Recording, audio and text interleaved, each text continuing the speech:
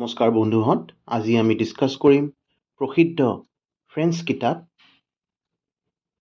Emily জোলাছ আও বনহিয় ডেছ Deimos, নাৰীৰ সৰ্গ এক নতুন ব্যৱসায়, the ladies paradise a new business.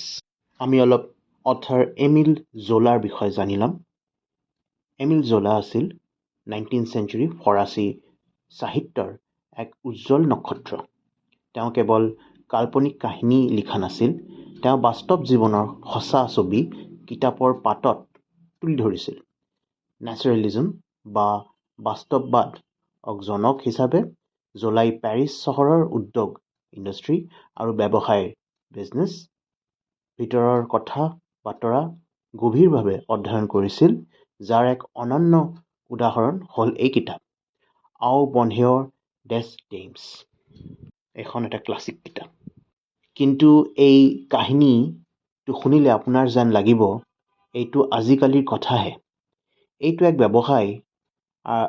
ব্যৱসায়ৰ কাহিনী, এইটো এক যুদ্ধৰ কাহিনী। কিন্তু এই যুদ্ধ চিপাহীৰ মাজত নহয়, এই যুদ্ধ হ'ল পুৰণি দোকান আৰু নতুন শ্বপিং মলৰ মাজত। আজিৰ দিনৰ পৰিপ্ৰেক্ষিত আমি পুৰণি শ্বপিং মল আৰু আজিৰ অনলাইন বিজনেছৰ মাজত বুলি ভাবিব পাৰোঁ। এখন এডাপ্টেশ্যন, আজিৰ দিনৰ লগত খাপ খোৱা এটা কাহিনী এইটো। কিতাপখনৰ নাম আও বনহিয় ডেছ ডেইমছ, যাৰ অসমীয়া অনুবাদ হ'ল নাৰীৰ সৰ্গ বা দ্য লেডিজ পেৰাডাইজ। আহক আমি পেৰিছ চহৰলৈ যাওঁ, য'ত এজন মানুহ অক্টেভ মুৰেট এই ব্যৱসায়িক দুনিয়াখন সলনি কৰি দিয়ে। তেওঁ আজিকালিৰ এমাজন বা ৱালমাৰ্টৰ দৰে এক বিপদজনক কিন্তু চকু চমকাই দিয়া সাম্ৰাজ্য গঢ়ি তোলে। চেপ্টাৰ 1, দ্য এৰাইভেল, আগমন। পেৰিছ চহৰ, সময়টো 1883 চন।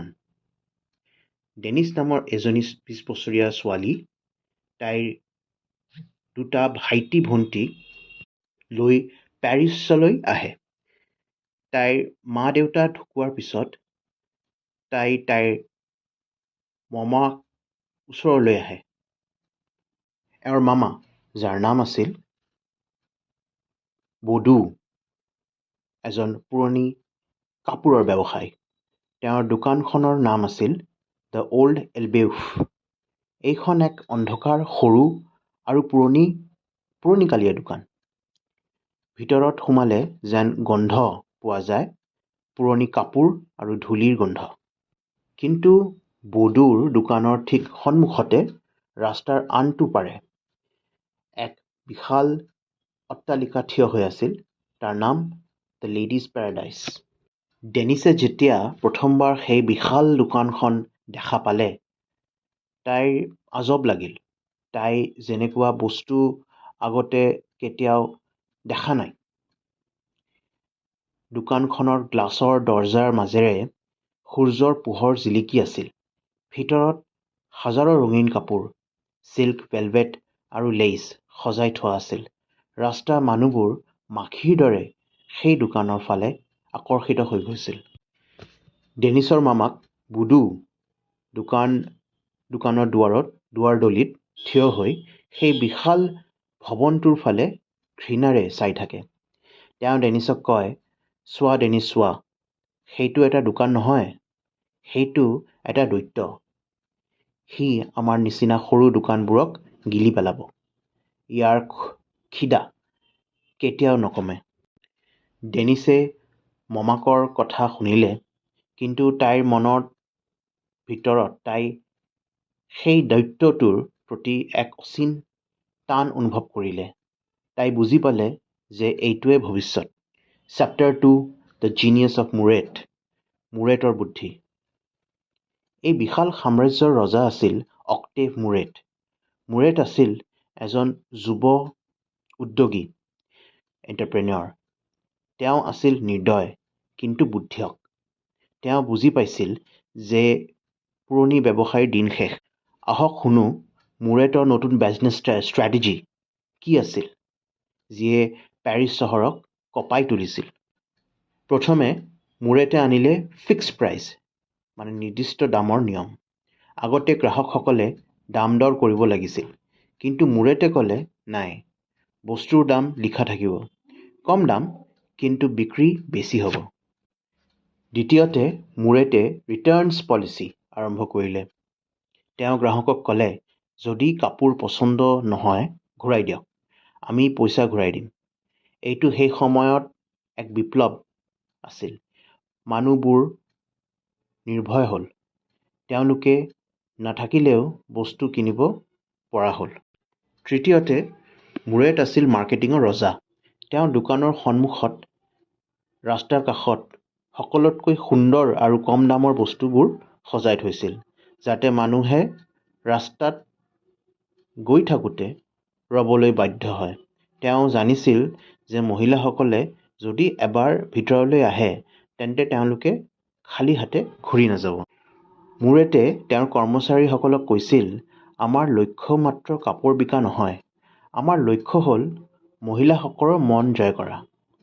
তেওঁলোকৰ বাবে এই দোকানখন এক মন্দিৰ, টেম্পল হ'ব লাগিব। দোকানৰ ভিতৰত মুৰেটে ফ্ৰী বেলুন দিছিল ল'ৰা-ছোৱালীৰ বাবে আৰু ফ্ৰী বুফে দিছিল গ্ৰাহকৰ বাবে। পুৰণি ব্যৱসায়ী যেনে ডেনিছৰ মামাক বুডু এই ডাঙৰ কথা বুজিয়ে পোৱা নাছিল। তেওঁলোকে ভাবিছিল, এইবিলাক পাগলামি, কাপোৰৰ দোকানত আকৌ বেলুন কিয় লাগে? কিন্তু মুৰেটৰ ষ্ট্ৰেটেজি কাম কৰিলে। দ্য লেডিজ পেৰাডাইজ ধানৰ খেতিৰ দৰে বাঢ়িবলৈ ধৰিলে আৰু আশে-পাশে থকা সৰু দোকানবোৰ শুকাবলৈ ধৰিলে। চেপ্টাৰ 3 ডিষ্ট্ৰাকশ্যন এণ্ড ছাৰ্ভাইভেল ধ্বংস আৰু জীয়াই থকা। ডেনিছে অৱশেষত তাইৰ মমাকৰ দোকানত কাম আৰু কৰিব নাপায় বাধ্য হয় সেই দৈত্য দ্য লেডিজ পেৰাডাইজত চাকৰি ল'লে।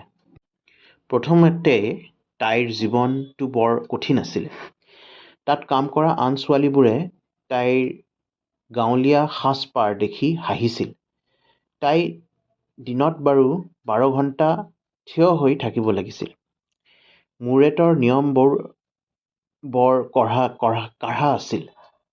যি বিক্ৰী কৰিব নোৱাৰে তাক বিদায় দিয়া হ'ব। ইফালে ডেনিছৰ মামাক বুডু অৱস্থা বেয়া হৈ গৈছিল। গ্ৰাহকসকল এতিয়া আৰু দ্য অল্ড এলবিউফলৈ নাহে। সকলোৱে পেৰাডাইজলৈ দৌৰে। বুডু চকুৰ আগত দেখি থাকিলে কেনেকৈ তেওঁৰ চাৰিওফালে থকা সৰু সৰু দোকানবোৰ বন্ধ হৈ গৈছিল। বন্ধু-বান্ধৱসকল ৰাস্তাৰ ভিখাৰী হ'ল। এদিন ৰাতি বুডুৱে ডেনিছক ক'লে, ডেনিছ, এই মুৰেট মানুহ নহয়। তেওঁ আমাৰ তেজ খাই জীয়াই আছে। তেওঁৰ দোকানৰ প্ৰতিটো ইটাৰ তলত এটা এটা পৰিয়ালৰ সমাধি আছে। ডেনিছে কিন্তু এক নতুন কথা বুজি পালে। তাই দেখিলে যে যদিও মুৰেট নিৰ্দয়, তেওঁ কিন্তু সলনি আনি আছে। তেওঁ বস্তু-বাহনি সাধাৰণ মানুহক কিনিব পৰা কৰিছে। ডেনিছে নিজৰ বুদ্ধি ব্যৱহাৰ কৰি দোকানৰ ভিতৰত উন্নতি কৰিবলৈ ধৰিলে। তাই মুৰেটক নতুন আইডিয়া দিবলৈ ধৰিলে। তাই মুৰেটক ক'লে, কৰ্মচাৰীসকলক যদি ভাল সুবিধা দিয়া হয় তেন্তে তেওঁলোকে আৰু ভালকৈ কাম কৰিব। মুৰেট, যি আগতে নাৰীক কেৱল গ্ৰাহক বুলি ভাবিছিল, তেওঁ লাহে লাহে ডেনিছৰ চাধা-চিধা কথা আৰু তাইৰ বুদ্ধিৰ প্ৰেমত পৰিল। ডেনিছে মুৰেটক শিকালে যে ব্যৱসায় মানে কেৱল পইচা ঘটা নহয়, মানুহক সন্মান কৰাটোও দৰকাৰী। কনক্লুশ্যন। কাহিনীৰ শেষত বুডুৰ পুৰণি দোকান বন্ধ হৈ গ'ল। পুৰণি দিনৰ সেই ব্যৱসায় য'ত ব্যৱসায়ীয়ে গ্ৰাহকক পৰিয়ালৰ দৰে গণ্য কৰিছিল, সেই দিন হেৰাই গ'ল। মুৰেটৰ দ্য লেডিজ পেৰাডাইজ আৰু ডাঙৰ হ'ল।